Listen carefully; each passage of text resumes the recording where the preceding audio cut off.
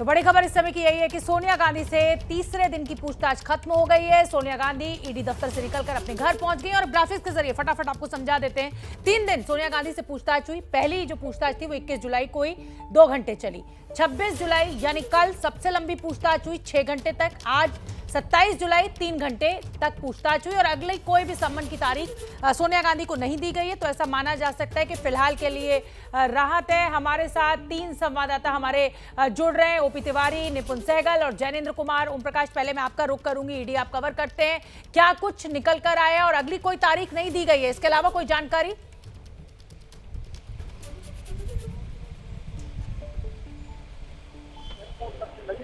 और साथ ही एक अहम जांच की जा रही है, तो आने वाले समय में पूछताछ के नोटिस दिया जा सकता है। इसी सूत्रों के मुताबिक सोनिया गांधी से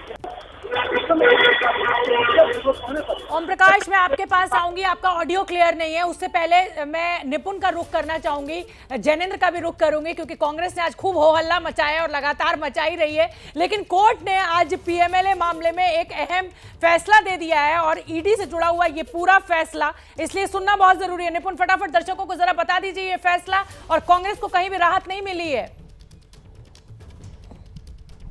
नेताओं को कांग्रेस के। बिल्कुल शोभना, न कांग्रेस को राहत मिली है, न सोनिया को राहत मिली है, न राहुल को राहत मिली है, न तमाम वो लोग जो ईडी के मुकदमे दर्ज हैं जिन लोगों के ऊपर, उनको राहत मिली है। क्योंकि कोशिश ये थी कि पीएमएलए एक्ट जिसके तहत ईडी काम करती है उसकी धाराओं को चुनौती दी गई थी कि गिरफ्तारी की शक्ति गलत है, मुकदमा दर्ज करने की शक्ति गलत है, संपत्ति जब्त करने की शक्ति गलत है, समन करके बयान लेने की शक्ति गलत है।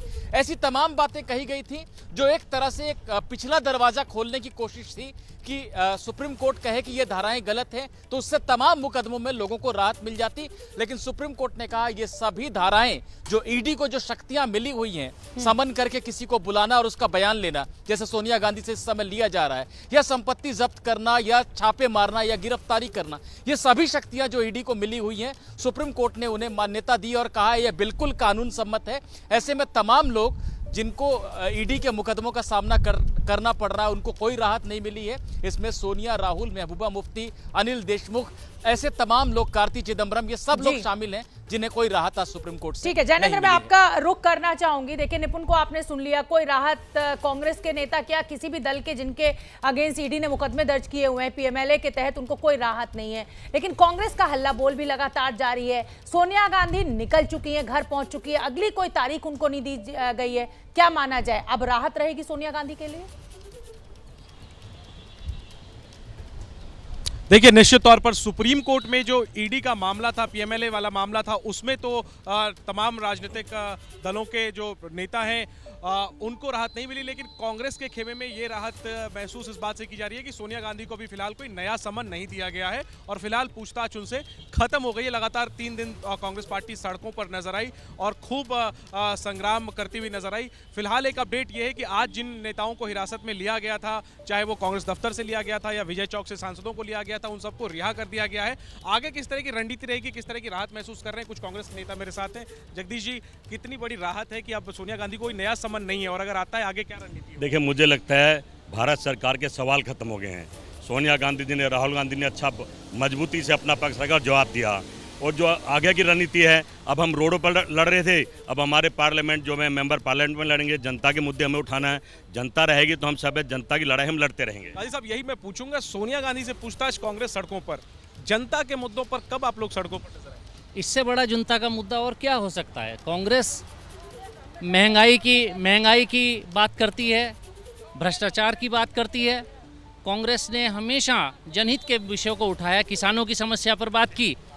संसद में बोलने नहीं देंगे, चाहे वो कृषि बिल हो और चाहे वो महंगाई हो। परिवार के लिए सड़कों पर उतरे ना, महंगाई के लिए तो हमने इस तरीके का आंदोलन देखा नहीं, इस तरीके की मार्च देखी नहीं। समन जो है वो जनता की आवाज ही तो है, विपक्ष उसको दबा। एक सेकंड, आप जैसे पत्रकार जो सरकार के खिलाफ आवाज उठाते हैं, जो विसिल ब्लोअर अधिकारी बनते हैं, जो सामाजिक सोशल एक्टिविस्ट जो विसल ब्लो करते हैं और जो पॉलिटिकल लोग इस सरकार के खिलाफ बोलते हैं, उनके लिए ईडी को एक हथियार बना दिया कि जनता की आवाज को दबाया जा सके। एंकर शोभना जी पूछ रही हैं कि आप लोग जनता के मुद्दे पर उतनी आक्रामकता से नजर क्यों नहीं आते? भाई जनता का तो किसान जनता का नहीं था। महंगाई, राहुल गांधी कह रहे हैं महंगाई बढ़ रही है, जीडीपी माइनस में जा रही है, व्यापार खत्म है, नौजवान को बेवकूफ बनाया जा रहा है। ये जनता के मुद्दों को लेकर तो हम हैं। अब कल से पार्लियामेंट में देखना, हमारे जो 19 MP सस्पेंड करे हैं, उन्होंने तो इसलिए करें कि जनता की आवाज न उठाएं।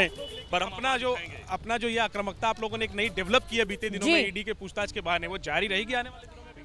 ये ईडी का हमला या सरकार का हमला कोई राहुल जी या सोनिया जी या कांग्रेस पर नहीं है। ये भारत की एक मेन ऑपोजिशन पार्टी पर एक जनता की आवाज दबाने का है, तो जिसको हम कांग्रेस नहीं होने हमला करती नजर आई मोदी जी, जाने सरकार पर कि वो दुरुपयोग करी एजेंसियों का। पूछताछ से फिलहाल राहत मिल गई है, लेकिन कांग्रेस का कहना है कि वो लगातार मोदी सरकार के खिलाफ अपना जो बिगुल है वो बजाती रहेगी। ये हैं शर्मा जी, जो रात का खाना और देश दुनिया की सुर्खियां दोनों लेते हैं सुमित अवस्थी के साथ। अब ये हैं इनके पड़ोसी बनर्जी साहब।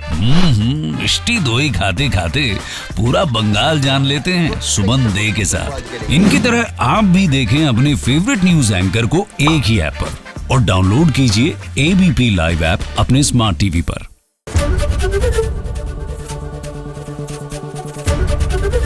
ABP न्यूज आपको रखे आगे।